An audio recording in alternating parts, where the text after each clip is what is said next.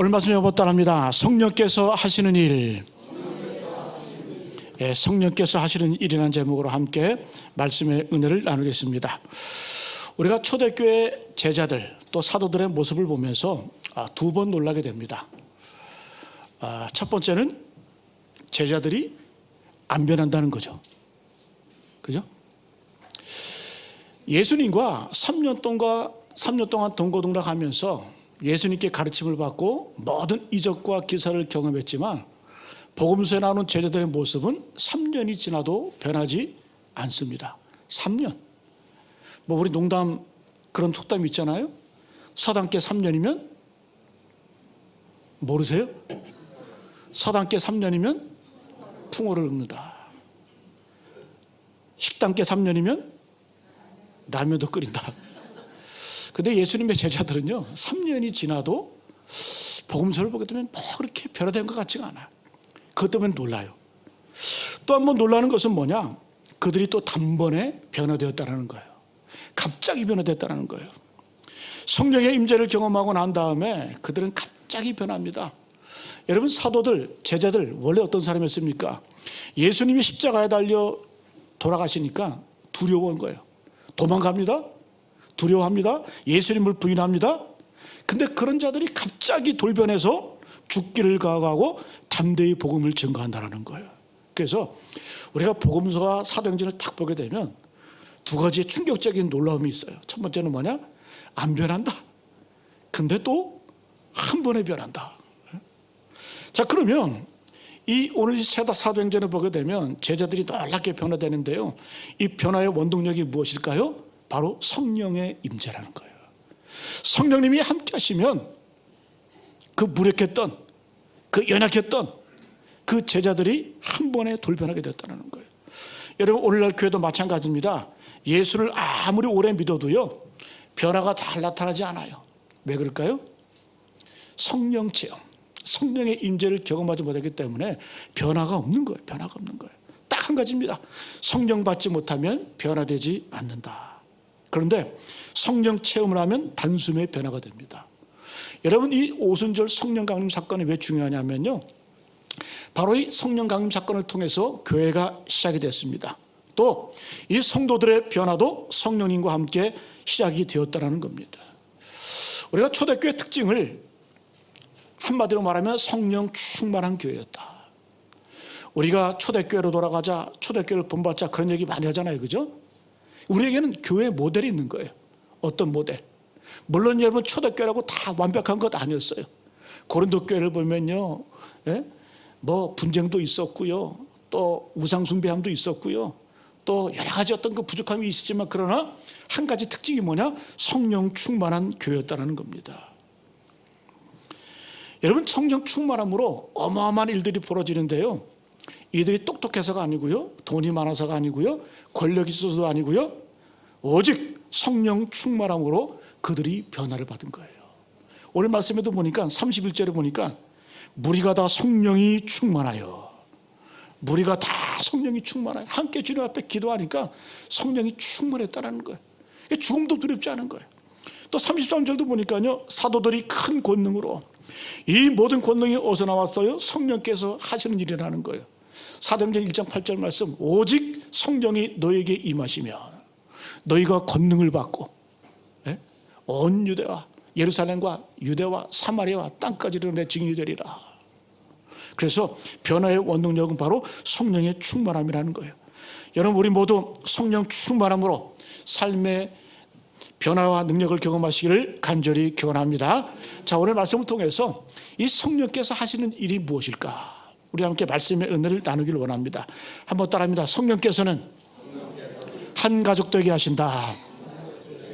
여러분, 성령께서 하시는 일은 뭐냐? 가족됨을 이루게 하시고요, 하나 되게 만드신다는 거예요. 오늘 본문의 시작 23절, 좀 감동적인 장면입니다. 우리 23절 다시 한번 읽어볼까요? 23절 말씀 시작. 사도들이 노임에 그 동료에게 가서 제사장들과 장로들의 말을 다 알리니. 베드로와 요한이요, 하나님의 복음을 막 증거하고, 그러니까 막 기사와 이적이 나타나고요, 또 거기서 5천 명이 막 회개를 하고 그런 역사가 벌어지니까 유대인들이 두려워하는 거예요. 그래서 그들을 감옥에다 가둡니다. 사도들을. 근데 이 감옥에다 가뒀더니 또 하나님의 능력으로 그들이 감옥에서 나와요. 오늘 그 내용이에요.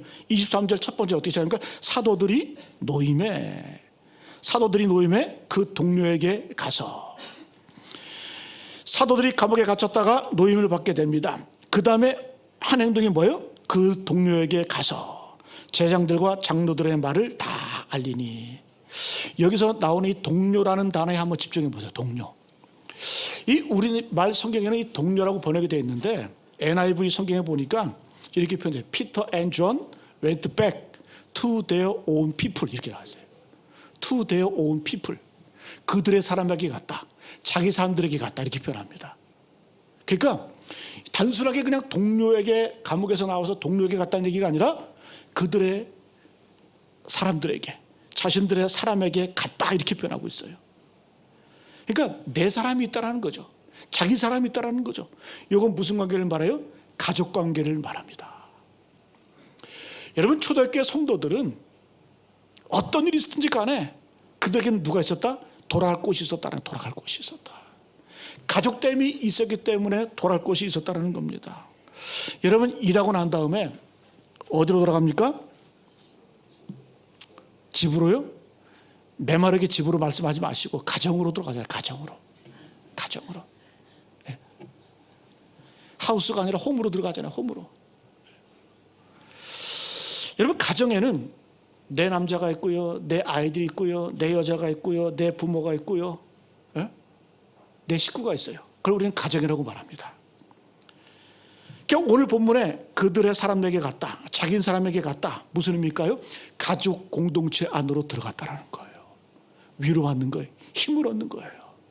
여러분, 성령께서 함께 하시면요, 우리가 교회가 한 가족됨을 이루게 됩니다.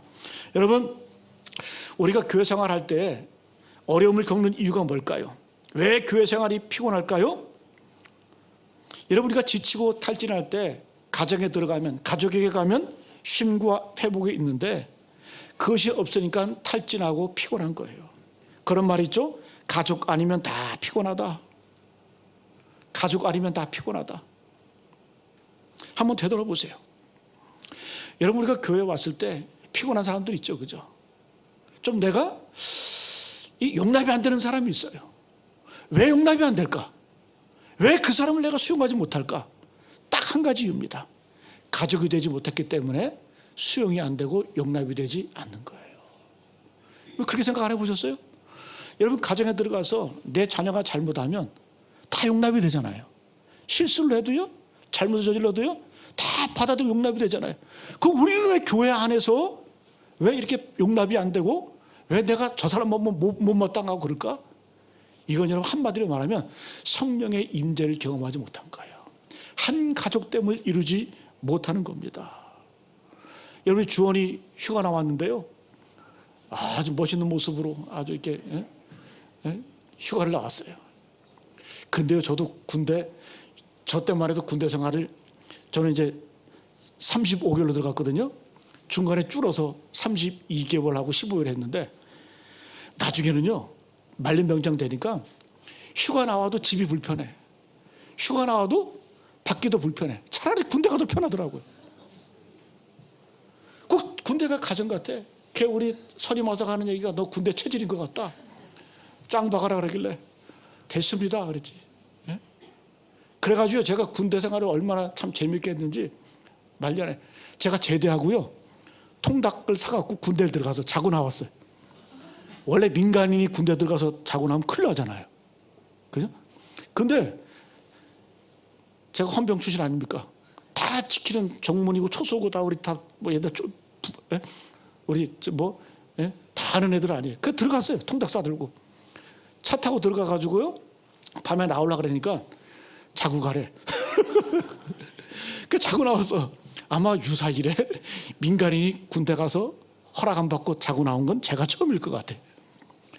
근데요, 그때 느낌이 뭐냐? 다 뭐예요? 가족 같아, 가족 같아. 가족 같으니까 군대도 편한 거예요. 마음이 편한 거예요. 여러분, 우리 교회가 저는 이렇게 됐으면 좋겠어요. 부산에 어떤 교회 슬로건이, 이런 슬로건을 내거는 교회가 있더라고요. 잘 들어보세요. 시댁 같은 교회가 아니라 친정 같은 교회가 되자. 얼마나 교회가 살벌하고 불편했으면, 진짜예요. 한번 찾아보세요. 시댁 같은 교회가 아니라 친정 같은 교회가 되자. 시댁 그러면 어떤 느낌 들어요? 부담감이 들고요, 의무감이 들어요. 친정하면 안식과 회복. 시댁에 가서 쉬었다는 사람 못 봤어요. 근데 친정 가면 병이 난 여자들도 3일 만에 낫습니다. 그게 친정과 시댁의 차이예요. 여러분, 무슨 이야기일까요? 교회는 손님이 되어서는 안 되고요, 가족됨이 있어야 된다는 겁니다. 여러분, 교회에도 손님으로 오는 사람은요, 성장이 없어요. 성숙이 없어요. 그리고 늘 시험이 들면 넘어지고 피곤합니다. 우리가 예배 시간마다 사도신경을 고백하잖아요, 그죠? 근데 사도신경 끝부분에 나는 성령을 믿으며 거룩한 공교회와 성도의 교제와 죄를 용서받는 것을 곧가 몸의 부활과 영생을 믿습니다. 성도의 교제. 옛날 성경에는 성도가 서로 교통하는 것과, 이 뜻은 뭐냐? 한 가족이 되라는 거예요. 가족이 되라. 손님 되지 말고 가족이 되라는, 교회 안에서 가족됨을 이루라는 겁니다. 그래서 사도신경 고백할 때마다 나는 손님이 아니라 가족이다. 왜? 성령께서 우리를 하나 되게 만드시고 가족됨을 이루셨기 때문에 여러분 항상 가족이 되어야 된다는 겁니다. 오늘 본문 사도들은 이제 감옥에서 노임을 받은 다음에 형제 자매 같은 가족 같은 모임으로 가서 그들에게 보고를 합니다. 그러니까 이 초대교회 특징을 한마디로 말하면 그들에게는 돌아갈 곳이 있었다, 마음의 안식과 힘을 주는 곳이 있었다, 그렇다는 거예요. 여러분, 우리가 신앙생활 할 때 이렇게 서로가 서로를 위로하고 함께 힘을 누리고 얼굴을 보면요, 아까 제가 식당에서 잠깐 문 열고 보니까 우리 권사님 두 분이 포옹을 하더라고요. 왜 포옹을 해요? 일주일 만에 만났다고. 일주일 만에 포옹을 하더라고요. 얼마나 우리 가족 때문에 아름답고요, 참 복이 있는지 모르겠어요. 여러분, 사람이 아무리 능력이 있어도요, 함께 하지 않으면 그 능력이 나타나지 않습니다. 여러분, 우리가 사사기를 보게 되면 삼손 알죠? 삼손. 네? 삼손이라는 사람은 선천적으로 능력을 받은 사람이에요. 힘이 장사고요, 지혜가 있었고요, 똑똑한 사람이에요. 근데 성경을 보게 되면 삼손의 특징은 뭐냐? 늘 혼자 다녀. 혼자 있어. 그러니까 그러면 그 능력이 발휘가 안 되는 거예요. 빛을 모아서 불을 내는 어떤 그런 능력이 있어야 되는데 삼손은 늘 뭐예요? 혼자 다니기 때문에 거기에 능력이 나타나지 않는다라는 거예요. 제가 얼마 전에 영상을 보다가요, 이 불개미들을 봤는데요, 이 불개미들은 참 지혜가 있더라고요. 홍수가 나면요, 이 불개미들은 서로 몸을 엮어가지고 뗏목을 만든대. 그거 보셨어요? 한번 지금 보지 마시고 식사하시다가 유튜브를 트시고 개미 뗏목을 쳐보세요. 개미 뗏목. 개미가 뗏목을 만든대요. 근데 1분 만에 홍수가 나오잖아요. 그러면 개미들이 덩어리를 지어가지고요, 이 뭐 6개인가 다리에다가 막 물기도 하고 이렇게 서로 그물망으로 해가지고요, 그 이제 뗏목을 만드는데 제가 그 화면에 보니까 엄청나게 커. 뗏목을 만들어. 그래서 몸에서 끈적끈적한 액체가 나와가지고요, 그게 방수 역할을 한대. 그래서 그 위에다가 뗏목을 만들고요, 그 유충들, 아직 태어나지 않은 그 유충들 그 위에다 놓고 또 여왕개미를 그 위에서 보호를 한다는 거예요. 홍수가 나면 그렇게 개미들이 모여서 하나됨을 이룬다는 거예요. 여러분, 그게 능력입니다. 그게 능력입니다. 여러분, 어찌 보면 밟으면 밟히는 게 개미 아니에요? 그 조그마한 개미들이 큰 재앙, 홍수가 났을 때 서로 몸을 엮고요, 서로 몸을 기대고 서로 몸을 묶어서 하나가 돼서 큰 뗏목을 이루고 거기서 생존의 경험을 한다는 거죠. 여러분, 오죽하면 이 잠언 6장 6절에 보니까 가서 개미한테 배워라, 그렇게 말씀할 거예요. 개미한테 가서 배워라. 게으른 자들이요, 개미에 가서 그가 하는 것을 보고 지혜를 얻으라. 여러분, 그래서 한 몸 되는 것이 참 중요합니다. 하나가 될 때요, 가족됨을 이룰 때요, 거기서 기도가 나오고요, 거기서 만남이 이루어지고요, 거기서 인생의 회복이 있는 거예요. 하나님이 우리에게 복을 주실 때 하늘에서 금덩이가 뚝 떨어져서 복을 주실까요? 아니야. 저는 평생을 살아오면서 하나님께서 우리에게 복을 주시는데 누굴 통해서? 사람을 통해서 복을 주세요. 어떤 사람? 나와 하나가 된 사람, 나와 가족됨을 이루는 사람을 통해서 순간순간마다 위기마다 거기서 도움을 얻고 복을 받는 거예요. 그래서 여러분, 우리가 교회 안에서 가족됨을 이루기 위해서는 내가 먼저 손을 내밀어야 돼요. 연약한 자들을 위해서. 제가 지난번에 말씀드렸죠. 몸의 중심은 어디라고요? 몸의 중심이 어디라고요? 머리? 그렇게 얘기를 해도 몸의 중심은 아픈 곳이 아픈 곳. 조그마한 손톱에 가시가 들어가도요, 그것 때문에 온 신경이 곤두서고요. 예? 어제 아침에 우리 딸이 불평하더라고요. 아빠가 밤늦게 문 열고 돌아가서 모기 때문에 못 살겠다고. 예? 3시간 동안 못 잤대. 여러분, 몸 그 조그마한 모기한테 물려도요, 온 신경과 온 힘이 집중되잖아요. 여러분, 우리 가정도 마찬가지죠. 가정에서도 한 가족이 가정이 되기 위해서 어떻게 합니까? 가장 연약한 어린아이가 중심이 되고요, 또 가족에 병든 분이 있으면요, 그분이 중심이 돼야 돼. 그분을 중심으로 움직여야 돼. 그래야 하나가 되는 거예요. 하나가 되는 거예요. 저는 성령께서 함께 하심을 통해서 주님의 몸된 교회가 하나됨을 이루고 가족됨을 이루시기를 간절히 축복합니다. 두 번째는 성령이 임하시면 삶의 균형이 생기고요, 삶의 우선순위가 분명해집니다. 균형이 생겨요. 영적인, 정신적인, 육체적인 균형이 생깁니다. 첫 번째, 성령이 임하시면 삶의 균형이 이루어지는데요, 이것은 말씀과 성령의 균형입니다. 어렸을 때, 예전에 신앙생활할 때 그런 얘기 많이 들었잖아요. 한국 교회의 문제점이 뭘까? 말씀이 좋은 교회는 영성이 부족하고, 영성이 좋다는 교회는 말씀을 무시하고, 말씀 중심의 교회 하면 좀 냉랭한 것 같고, 어떤 초자연적인 역사를 부인하고, 또 반대로 성령의 능력만 강조하다 보면 말씀이 하나도 없다. 그런 특징이 있어요. 뭐 한국교회 모습이 그렇습니다. 이 말씀과 성령의 역사가 함께 이렇게 균형을 이루면서 같이 가야 되는데, 말씀을 강조하다 보면요, 어느 순간 냉랭한 그런 기분이 있고, 또 성령의 능력만 강조하다 보면 교회가 정신이 없어. 말씀을 몰라. 이삭이 아브라함을 낳았다 그러니까 아멘해. 예? 목사가요, 컷만 들어도 아멘 그래. 수건 들고 땀만 따도 막 아멘 그래. 아멘은 아무 때나 하는 거 아니에요. 왜 그럴까요? 균형을 잃어버려요. 균형이 없는 거죠. 여러분, 건강한 교회는요, 성령 충만한 교회는요, 말씀과 성령이 함께 가는 거예요. 자, 29절 30절 보여주고 있습니다. 29절 30절 같이 한번 읽겠습니다. 시작. 주여 이제도 그들의 위협함을 굽어보시옵고 또 종들로 하여금 담대히 하나님의 말씀을 전하게 하여 주시오며 손을 내밀어 병을 낫게 하시옵고 표적과 기사가 거룩한 종 예수의 이름으로 이루어지게 하옵소서 하더라. 할렐루야. 29절 보니까요, 주여 이제도 그들의 위협함을 굽어보시옵소서. 감옥에서 나왔지만 핍박은 여전해.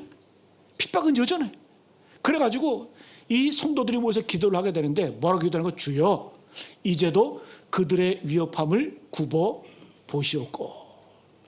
근데 그 기도의 내용을 한번 볼까요? 기도의 내용이 두 가지입니다. 이들의 기도의 내용은요, 세상적인 어떤 꿈, 세상적인 어떤 그런 비전, 나의 어떤 그런 욕심을 채우는 그런 기도가 아니에요. 기도의 내용이 달라요. 자, 보세요. 종들로 하여금 담대히 하나님의 말씀을 전하게 하여 주시오며. 첫 번째는 뭐라고요? 하나님의 말씀이 온전히 증거되게 하옵소서. 두 번째 3절에 보니까 손을 내밀어 병을 낫게 하시옵고 표적과 기사가 거룩한 종 예수의 이름으로 이루어지게 하옵소서 하더라. 30절은 어떤 내용일까요? 성령의 능력으로, 성령의 권능으로 표적과 기사가 나타나는 교회가 되기를 원합니다. 여기 여러분 개인적인 꿈이 있습니까? 개인적인 욕망이 있습니까? 아니에요. 성령이 임하면요, 기도의 내용부터 달라지는 거예요. 그 기도의 내용이 딱 두 가지예요. 뭐예요? 말씀이 온전하게 증거되게 하옵소서. 말씀, 그 다음에 성령의 능력으로 이적과 기사, 표적이 나타나지게 하옵소서. 그러니까 여러분, 이 두 가지, 말씀과 성령의 능력, 이게 기도 제목이었다는 거예요. 초대교회 기도 제목. 그러니까 여러분, 하나님께서 성령의 역사, 권능이 엄청나게 역사하는 거예요. 여러분, 우리의 기도가 먼저 달라지기를 축원합니다. 여러분, 오늘 이 초대교회 사도들, 성도들의 기도는요, 다른 기도가 아니에요. 주님 건강하게 하옵소서, 물질의 풍요를 주옵소서, 힘을 얻게 하옵소서, 이 고난을 이기. 그런 기도는 기도 축에 끼지도 못해. 기도가 뭐예요? 아직까지 위협, 살기가 등등해. 죽을 위협에 누워있어요. 그럼에도 불구하고 그들은 어떻게 해요? 하나님의 말씀, 담대히 하나님의 말씀을 전하게 하여 주옵소서. 그 다음에 뭐예요? 손을 내밀어 기도할 때 병이 낫기를 원합니다. 여러분, 제발요, 물론 현대의학도 하나님의 축복이고 하나님의 은혜입니다. 그러나 병원에 가기 전에 먼저 기도하는 분 계세요? 약 한번 먹으면 됐지 뭘 기도를 해. 옛날에는요, 약도 별로 없었어요. 그래가지고요, 기도 먼저 하는 거예요. 그러니까 역사가 나타나고 능력이 나타나는 거예요. 근데 요즘은 어때요? 기도 먼저 하기 전에 가서 병원 먼저 찾고 좋은 의사 찾고. 예? 물론 여러분, 의학, 현대의학의 발전 제가 무시하는 거, 그것도 하나님의 축복이고요, 하나님의 은사고요, 하나님의 은혜입니다. 그거 누려야 돼요. 그러나 우리가 제일 먼저 기본이 뭐냐? 하나님 앞에 기도해야 된다는 거예요.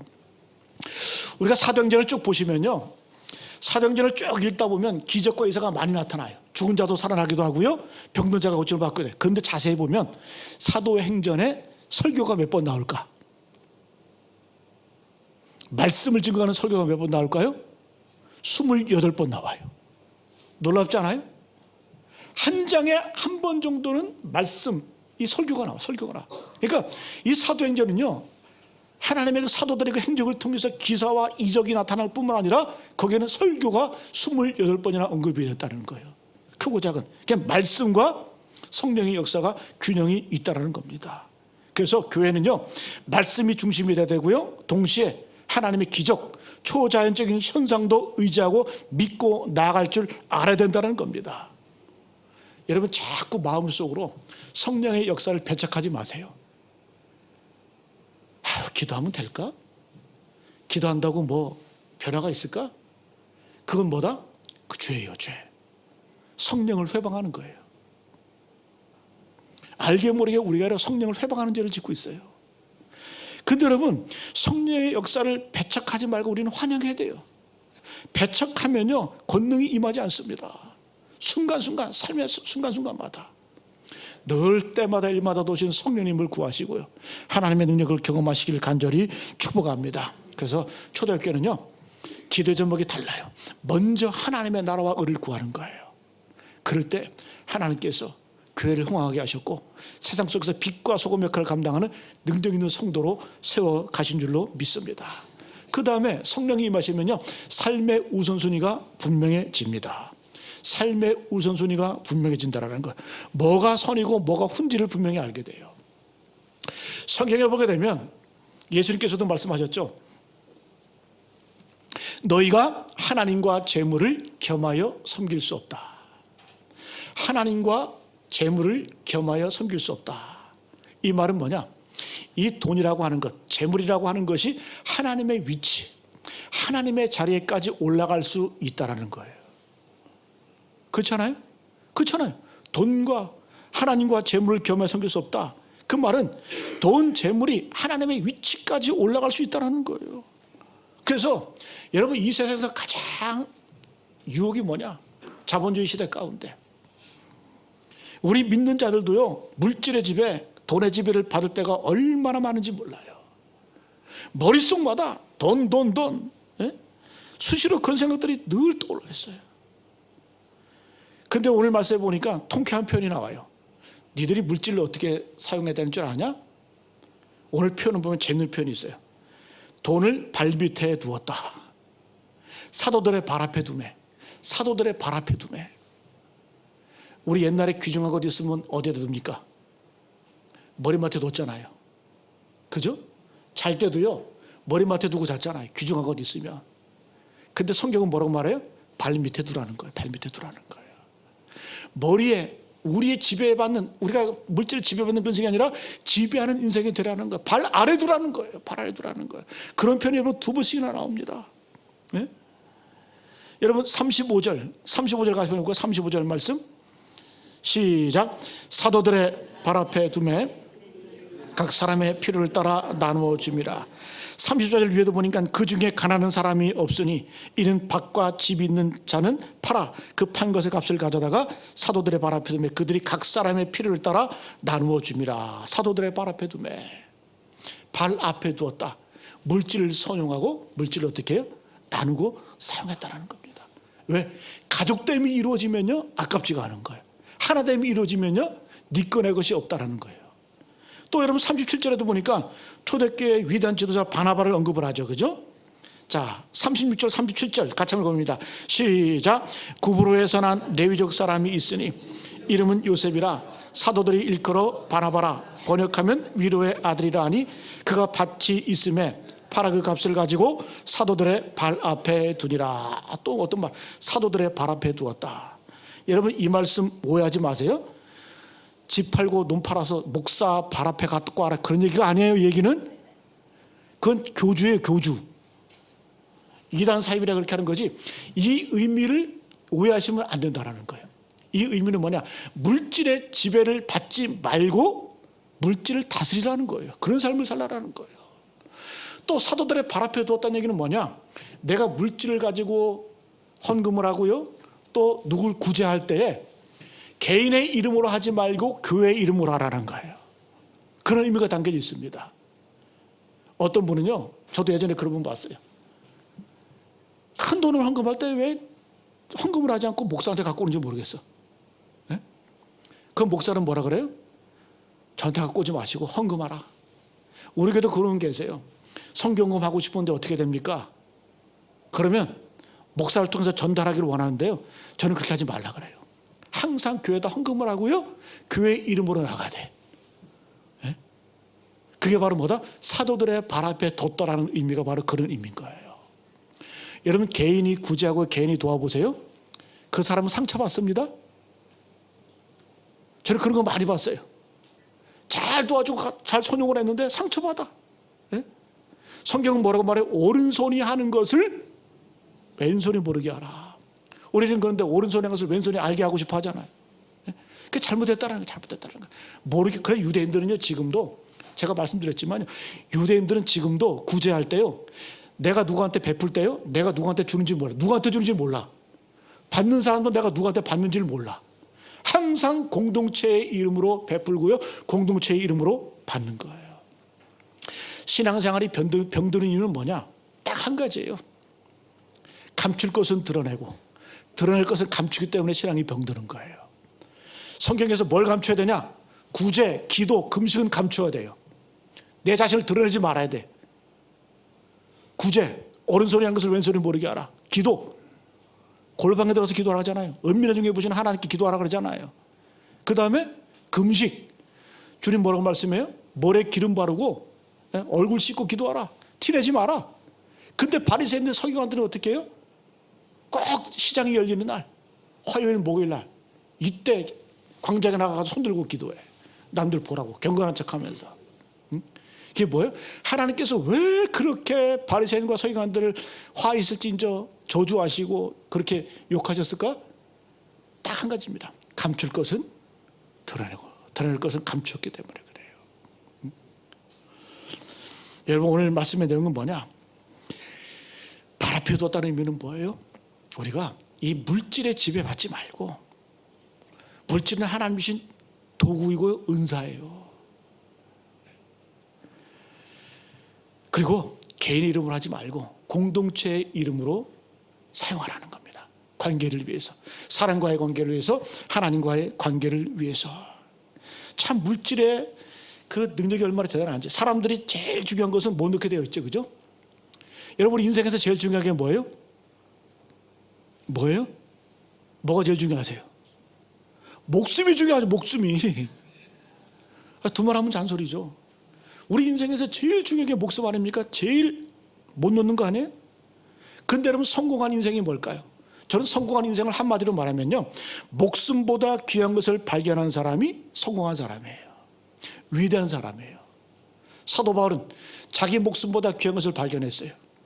사도행전 20장 24절 보니까 나의 달려갈 길과 주 예수께 받은 상명, 곧 하나님의 은혜의 복음을 증거하는 일을 마치려 하면은 나의 생명조차 조금도 귀한 것으로 여기지 않겠다. 생명보다 귀한 것이보다 하나님의 말씀, 하나님의 복음을 증거하는 일을 내 생명도 귀한 것으로 여기지 않겠다. 그게 성공한 인생인 거죠. 여러분, 독립운동 했던 우리 선배들 보세요. 목숨보다 귀한 것으로 여겼기 때문에, 대한독립이, 나라와 민족이 목숨보다 귀했기 때문에 그들의 목숨을 축에같이 버릴 수 있는 거예요. 그래서 우리는 그들을 뭐라고 말해요? 위인이라고 말하고요, 의인이라고 말하고요, 투사라고 말하고요, 존경하는 겁니다. 왜? 그들은 인생 가운데 목숨보다 귀한 것이 무엇인지를 알았기 때문에 우리는 그들을 존경하는 거예요. 여러분, 인생을 살아가면서 내 목숨보다 중요한 것이 무엇인지 우리가 발견하는 것이 참으로 중요합니다. 그러면 그 다음에 생명담으로 귀한 것이 뭘까요? 저는 오늘 말씀에 나오는 것처럼 재물인 것 같아요. 재물. 돈을 참 인생을 걸기도 하고요. 근데 중요한 건 뭐냐? 우리가 이 돈보다 더 중요한 것을 발견하면요, 이 재물도 상대화돼 버려요. 아깝지가 않아요. 오늘 여러분 37절에 보니까 이 바나바는 사도 바울을 사도들에게 인도했던 사람 아닙니까? 바나바가 없었으면 이 사울도 없었어요. 근데 그 바나바가 어떤 사람이었냐? 위로의 사람, 위로의 아들이라는 별명 있잖아요. 그것도 어떻게 했다? 그가 밭이 있음에 팔아 그 값을 가지고 사도들의 발 앞에 두니라. 재물보다 하나님의 그 놀라운 은혜, 축복, 성령의 능력, 교회, 말씀, 먼저 하나님의 나라와 의를 더 귀하게 여겼다라는 거예요. 그러니까 어떻게? 사람들에게 위로가 되었더라. 위로가 되었더라. 삭개오를 보면 잘 아시잖아요. 누가복음 12장에 삭개오가요, 19장이죠. 누가복음 19장에 보면 삭개오가 예수님 만나고 난 다음에 시키지도 않아서 벌떡 일어나가지고 예수님을 집에 초청하고 내 소유의 절반을 팔아 가난한 자들에게 나눠주겠으며 누구의 것을 속에 빼앗은 일이 있으면 네 배로 갚겠습니다. 누가 시켰습니까? 시키지 않았어요. 예수님을 만나고 나니까, 하나님을 만나고 나니까 이 세상의 가치가 다 상대화돼 버리는 거예요. 별로 중요하지 않는 거예요. 그 이전까지는 여러분 삭개오는 여리고성의 세무서장이었거든요. 세무서장, 요즘 말로 하면. 그러니까 그 당시에 세무서장은 돈은 많았지만 매국노소를 들었어요. 왜? 세금을 걷어가지고요, 그걸 착취해서 로마에다가 바치고 나머지는 자기가 착복을 했어요. 그러니까 매국노소에도 벌레 같은 어떤 그 욕을 먹었지만 그러나 돈은 많았어. 왜? 이 사람은요, 불안한 거예요. 왜? 내가 매국노 소리 듣고 차별받고, 그러나 내가 돈이 있으면 된다. 돈이 유료가 된다. 돈이 힘이 된다. 그렇게 살던 사람이 바로 삭개오였어요. 그래가지고 사람들이 뭘로 보였냐? 다 자기의 어떤 목적을 이루는 수단 방법으로 보였어요. 근데 눈이 바뀌는 거예요. 이제 사람이 뭘로 보이냐? 목적으로 보이는 거예요. 내 소유의 절반을 팔아 가난한 자들에게 주겠으며 누구의 것을 속에 빼앗은 일이 있으면 네 배로 갚겠습니다. 여러분, 율법에 있어서 남의 것을 속에 빼앗고 갚잖아요. 손해를 입히면요, 원금에다가 5분의 1만 보태서 주면 돼요. 그럼 돼요. 근데 이 삭개오는 간다? 아예 네 배로 갚겠습니다. 네 배로 갚겠습니다. 완전한 죄의 청산, 과거의 청산을 이루는 거죠. 왜 그럴까요? 삭개오는요, 물질보다 귀한 하나님을 발견하고 하나님을 만났기 때문에 그건 다른 것들이 다 소용이 없는 거예요. 그랬더니 주님 뭐라고 말씀해요? 예수께서 이르시되 오늘 구원이 이 집에 이르렀으니 이 사람도 아브라함의 자손이미로다. 이렇게 철저하게 영혼의 구원뿐만 아니라요, 하나님 앞에, 예수님 앞에 물질의 회개까지 하고 나니까 주님 뭐라고 말씀해요? 오늘 이 집에 구원이 이르렀도다. 이 사람도 아브라함의 자손이미로다. 그래서요, 저는 목사지만 돈에 매여가지고요, 돈 하는 사람들 보면요, 비난하고 싶은 마음이 드는 게 아니라 불쌍하다는 마음이 들어요. 왜 불쌍할까요? 돈보다 귀한 것을 발견하지 못했기 때문에, 내 생명보다 귀한 것을 발견하지 못했기 때문에 그 불쌍한 인생 아니에요?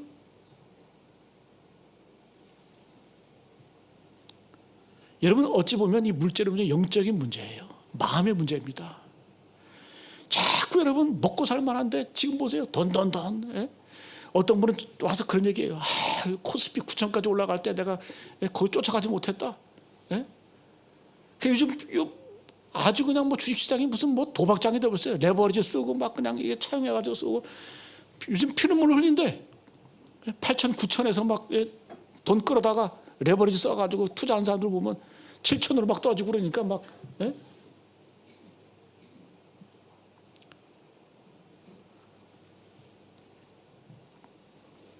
여러분, 우리가 적어도 그리스도인이라고 한다면 이 땅을 살아갈 때 내 목숨보다 귀한 것, 물질보다 귀한 것 발견하시고 그 가치를 따라가시기를 간절히 축복합니다. 오늘 말씀 마치겠습니다. 성령께서 임하시면요, 가족도 힘이 이루어져요. 서로서로가 위로가 됩니다. 그리고 하나됨이 이루어집니다. 그리고 성령께서 함께 하시면요, 어떤 역사가 나타나냐? 삶의 균형이 이루어집니다. 그리고 삶의 우선순위가 분명해집니다. 그래서 하나님이 기뻐하시는 인생, 하나님이 원하시는 복된 인생을 살아가게 될 줄로 믿습니다. 이런 은혜가 있기를 간절히 축복합니다.